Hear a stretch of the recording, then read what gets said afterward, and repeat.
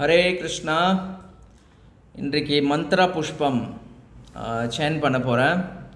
So நீங்கள் கூகுளில் கூட பார்க்கலாம் மந்த்ர புஷ்பம், இல்லைனா இந்த புக் இருக்கு இல்லையா, ஸோ இந்த புக்கில் பேஜ் நம்பர் 347 பாருங்கள் மந்த்ர புஷ்பம். ஸோ பூஜை யக்யம் இதெல்லாம் ஸ்டார்ட் பண்ணுறதுக்கு முன்னே இந்த மந்திரம் வந்து சொல்லலாம். ஓகே, ஸோ இது இஸ்கான் புக்கு. ஹரிஹி ஓம். யோபாம் புஷ்பம் வேத புஷ்பவான் பிரஜாவான் பசுமான் பவதே.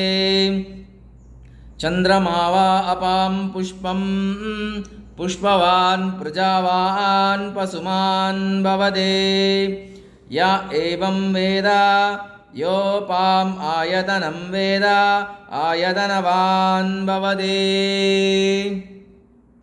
அக்னிர்வாமபாம் ஆயதனம் ஆயதனவான் பவதே. யோ அக்னிர்யாயதனம் வேத ஆயதனவான் பவதே.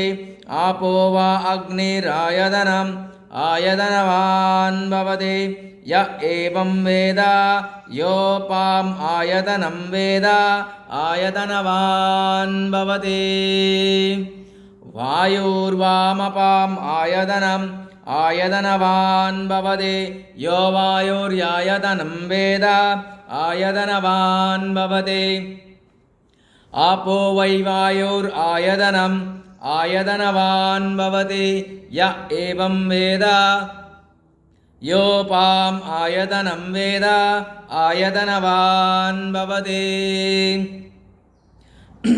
அசோ வை தபாம் நபாம் ஆயதனம் ஆயதனவான் பவதே. யோ முஷ்யதபத ஆயதனம் வேத ஆயதனவான் பவதே. அப்போ வா ஆமுஷ்யதபத ஆயதனம் வேத ஆயதனவான் பவதே.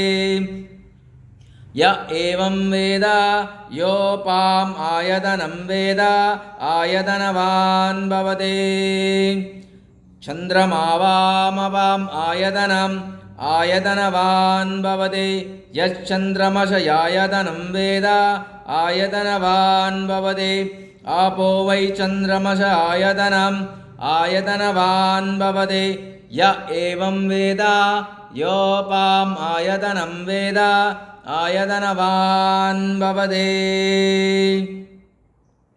நக்ஷத்ராணி வாமபாம் ஆயதனம் ஆயதனவான் பவதே.